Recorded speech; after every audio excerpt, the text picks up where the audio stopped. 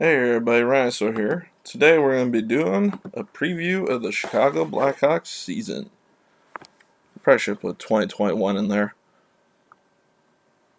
We can argue back and forth, but personally I'm not going to call this the 2020-2021 season because there's not going to be a single game for this season played in 2020. The season doesn't even start until January 13th, so I'm only marking 2021. I don't care what anybody says, sorry.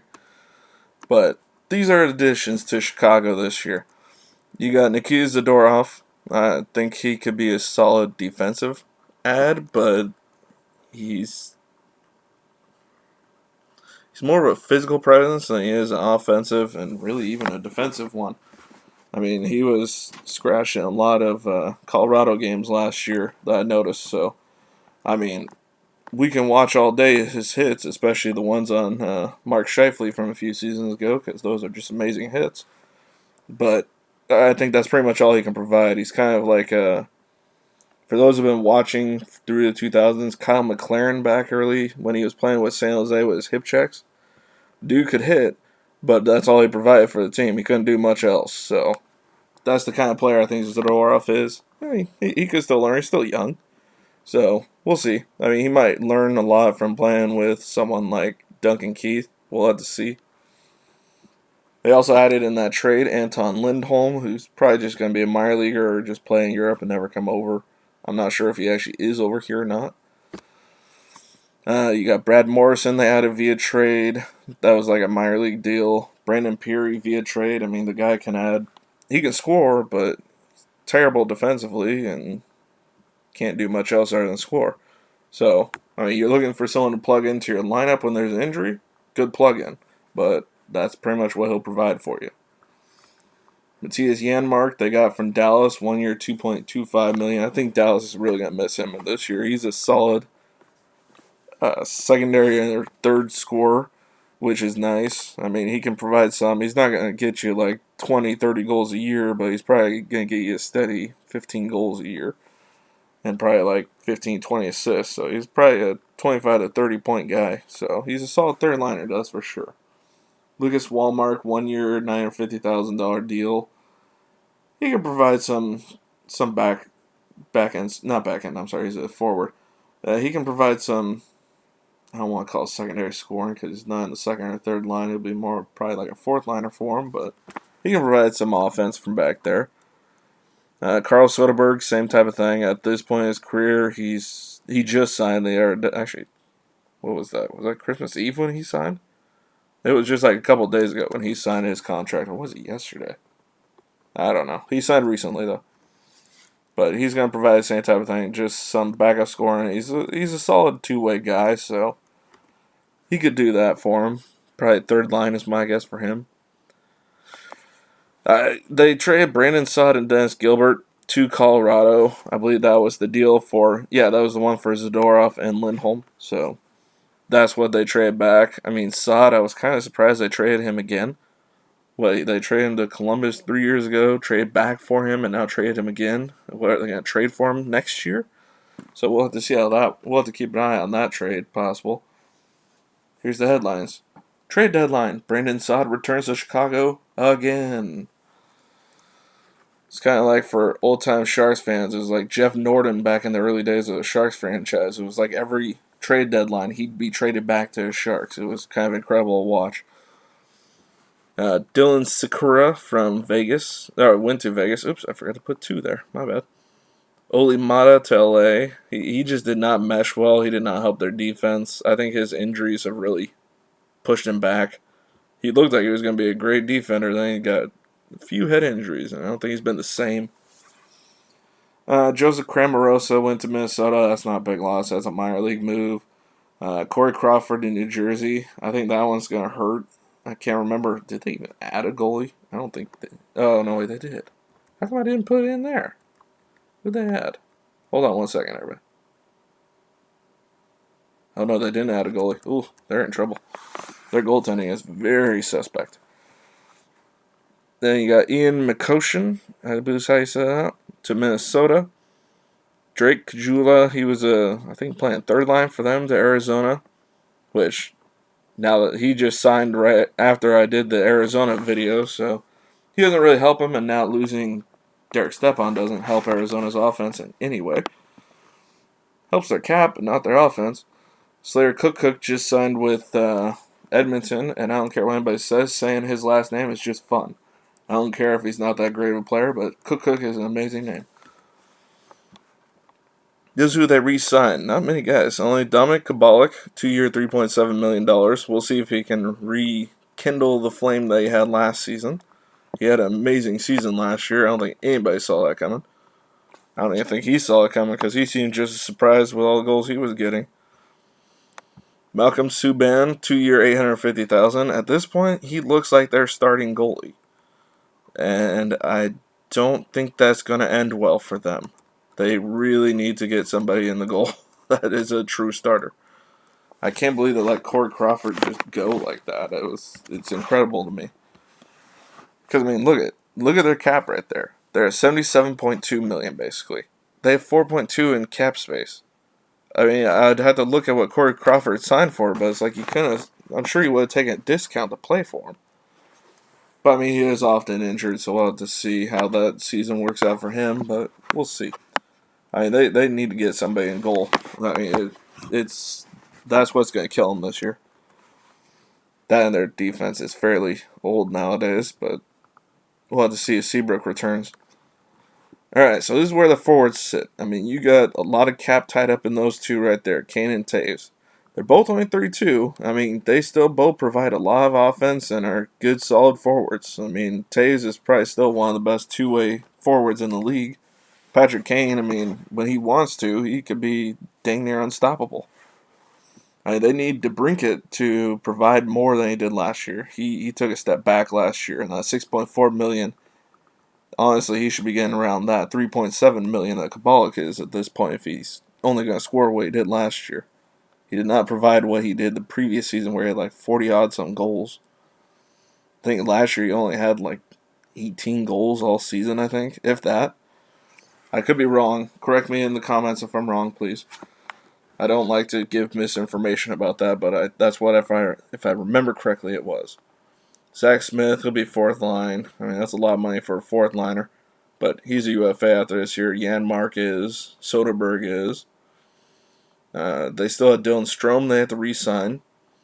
They have Alexander Nylander, who I believe is going to be out for pretty much the entire season. I think he's out 4 to 6 months. I want to say, what was it, hip or was it knee? Something lower body that he was having surgery on. Or was it shoulder? I don't know. I can't remember. Lucas Wallmark and David Kampf have arbitration rights after this year. I don't see either one really making a lot more than they do now. Maybe a little more. I mean, they do better this year than they did last year, then maybe they could. I could easily see them letting Smith go and letting Soderberg go, but they might keep Janmark if he has a good year. So that's where their offense is. I mean, they probably need to re-sign Strome just because Nylander's out. And let's see, you got Nikita Zadorov as an arbitration right RFA after this season. And if he has a good year, probably will get more, but I think they have to give him a certain amount after this year, if I remember correctly. Nick Seeler, he's just an extra defender, so I don't see him making much more, even though he's UFA after this year. They have Colin Delia. I've never heard of him before. At a $1 million for 2 years. Is that guy going to be their starter? Oh, hopefully he's better than Subban. No offense to Subban. He's a decent backup goalie, but he's not a starter. I mean, they have... I want to say I saw that they reactivated Seabrook the other day, but I could be incorrect. I mean, they have Andrew Shaw, who's injured too. So, I mean, those two, their money will come off the cap if they're put on long-term injury, which I believe they wanted to put Seabrook on for the rest of his career. See if he agrees with that. He's won 3 cups, and he's going to be making the same amount for the next 4 seasons if they just put him on long-term. So, why not, right? You already got 3 cups. What else you got? Because I don't think this team is going to be even with him in the finals anytime soon. Let's see. They retained $1 million of Saad's final year, and they have $750,000 for the next 2 seasons for Ole Mata. So that's where their cap situation sits. I still think their goaltending really needs something less. That Dalia guy is just absolutely amazing this year. But he's making more on Subban, so you gotta imagine that means he's probably starting, if not playing half the games. So this is where their non-roster forwards sit. They got Pius Suter, RFA at this year. Medish Chalupa? Ooh, I like the last name. Oh, I'm sorry, I read the wrong line. Brandon Hagel, I'm sorry, is the RFA this year.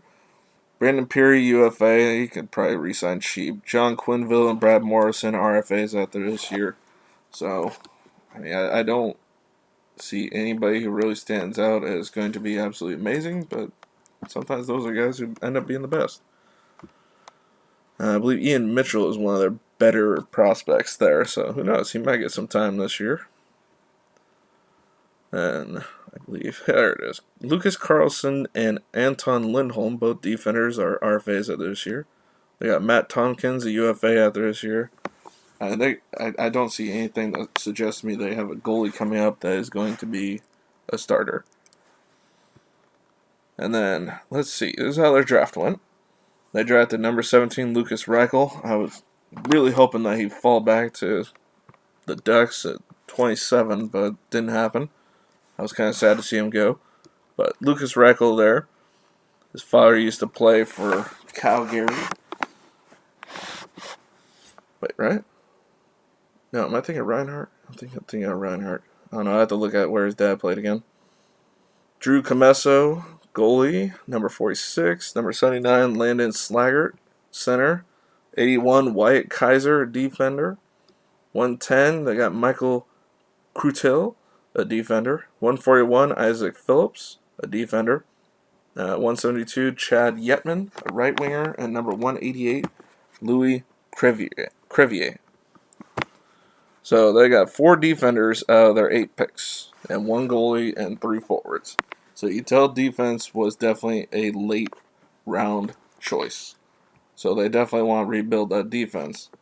They picked Comesso early on, number 46, because most goalies usually go mid-round, or mid-rounds. So they got him at 46, so that may mean that they hope that he turns out to be something more. Who knows? But I've also seen goalies picked in the first round that end up being nothing. Jack Campbell.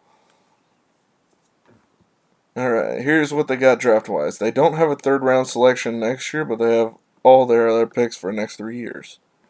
No extra picks as of now, but I have a feeling they may make some trades here soon. Because I don't think they're going to be top tier in their division. Alright, so first line seems solid. You got Kubalik with Taves and Kane, which I know sometimes they move Taves and Caves around trying to get more offense. It's possible. Second line, they had Dylan Strome, who has not re-signed yet.